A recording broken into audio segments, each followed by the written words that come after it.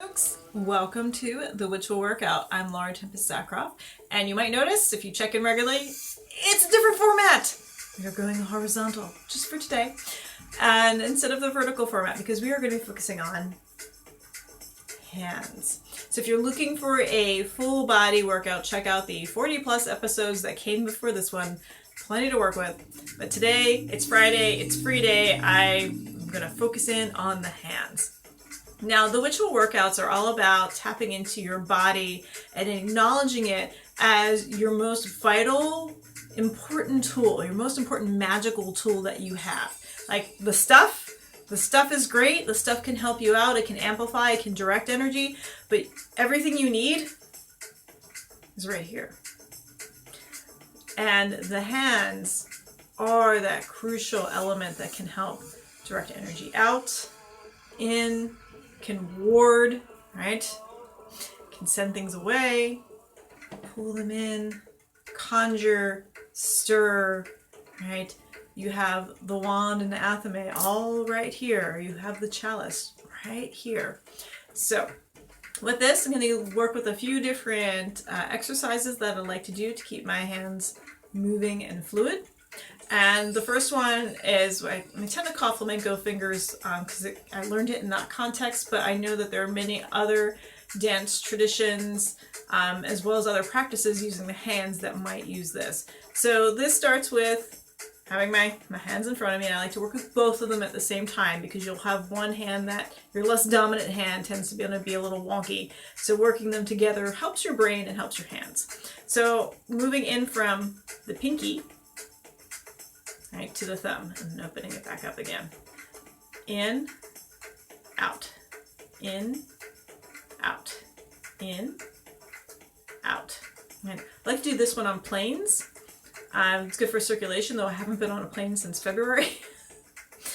It's kind of soothing. You really feel it, particularly in the knuckles in here. If you're dealing with carpal tunnel, it really tends to help keep these little ligaments and tendons all happy. Right? Just, you feel it. I think it also wards off arthritis and just using those fingers and keeping them active. So work with this one. It's a good one to kind of got nothing else to do, kind of work your fingers back and forth. And you'll often see me moving with the hands doing this, such as when we do the scoop in the beginning. And what that gets, what's the word? Combined with, that would be the word, is the scooping the jar. Remember my grandmother always had this beautiful jar of oil of Olay, very fancy, and you would scoop all the way to the bottom of it, right? I don't know if it really was that expensive, but it seemed like it was a treasured thing. So you scooping to the bottom, so you're adding the wrists with the fingers. If that seems a bit much, just start with this, and then start with kind of a general scoop, and then you can add those together. And what is this good for? It's really good for stirring up energy, building things. Like, what am I doing here? I'm pulling that energy towards me in, or stirring the energy around me. Okay, very, very simple, very good for the hands. You can also do waves, undulations.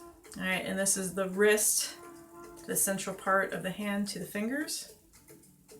I'm going to do it in this way. Sorry if it's a little blown out with the way the daylight's coming in. Here, like here.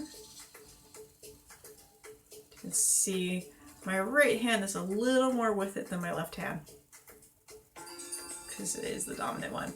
Though when I'm making art, I tend to be ambidextrous, but the left one is just a little more slower. It's okay. It does its thing. So, flowing. You also have things that are more static, right? Such as the mano cornuto,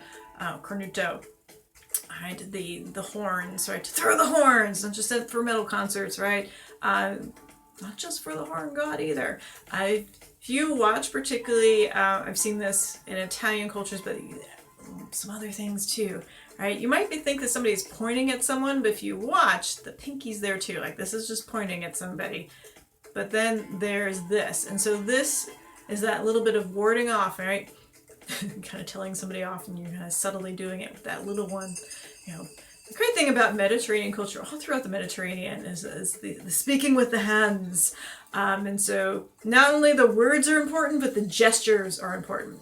And with this comes in mind the idea of if you're pointing at someone, most things you don't want to point at, to just throw, you know, I see what you're doing, right? It's not actually a really great way to engage with things. And for those of you who've taken dance classes with me too, you know I have a thing about like, don't fucking point at the audience. It's just, there are better ways of connecting with your audience than pointing at them. So if you do want to direct someone's attention to something, you can use the whole hand, right? There's just something about pointing, right? It's like, yeah, it's like an athlete. It's the point, right? That you're poking at something. So unless you really mean it and you really want to direct the energy and you want that attention back, right? Gesture. Use the arms, use the hands, right? And with this, you can also clear. Right? We've seen this before with a lot of the motions that we've been doing, clearing things away, pulling things in.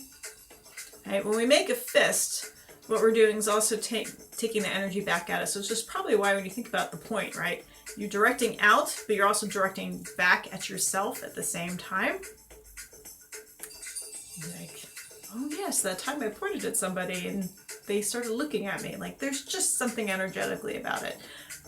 And so, you know, I know it shows up in movies, and, you know, it's because it's in folklore. Like, it's some things that you see, some things that show up in fiction actually do have their basis in nonfiction, and in traditions, right? In folkloric traditions, because they do have an impact.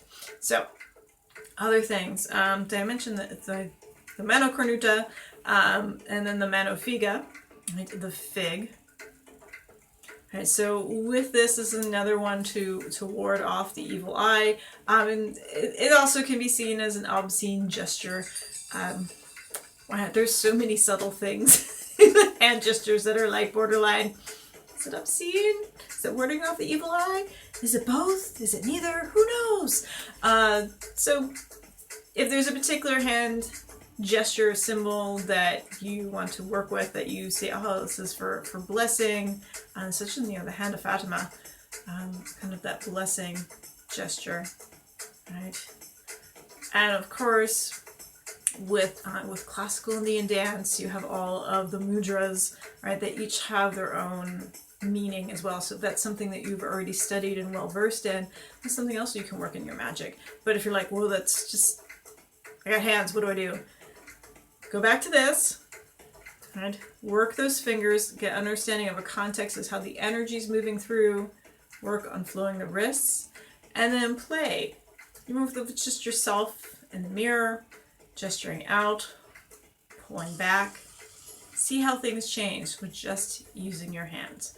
And again, anything that you can use a physical tool for, cauldron, cup, athame, wand, mortar and pestle, right?